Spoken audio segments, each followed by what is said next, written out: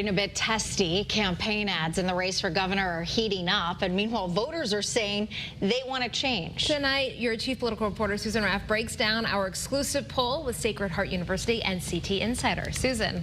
It's definitely getting a little testy out there, right? We can't go anywhere without seeing these ads. And in fact, we're getting closer to next week's primary.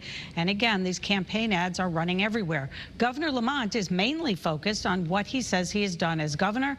His Republican challenger, however, is trying to tear that apart.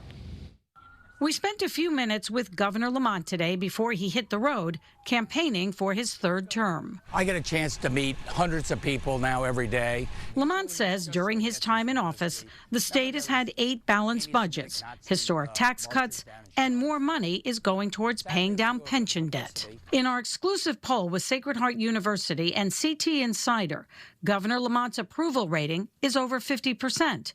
Which is better than how voters feel about lawmakers in the General Assembly. Only 37% approve.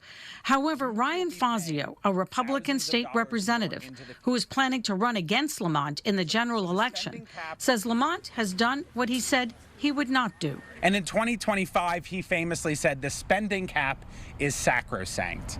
Well, this is exactly why we need to judge politicians by their actions rather than their words. Fazio accuses the governor of abandoning the budget guardrails.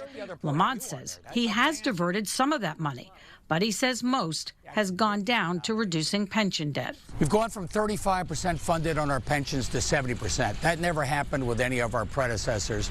That gave me a little more flexibility to put money into an early childhood endowment that's going to provide, free pre-K for most of our kids.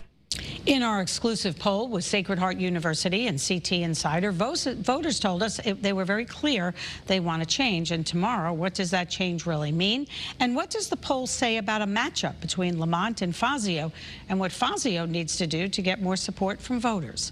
Your chief political reporter, Susan Raff, Channel 3 Eyewitness News.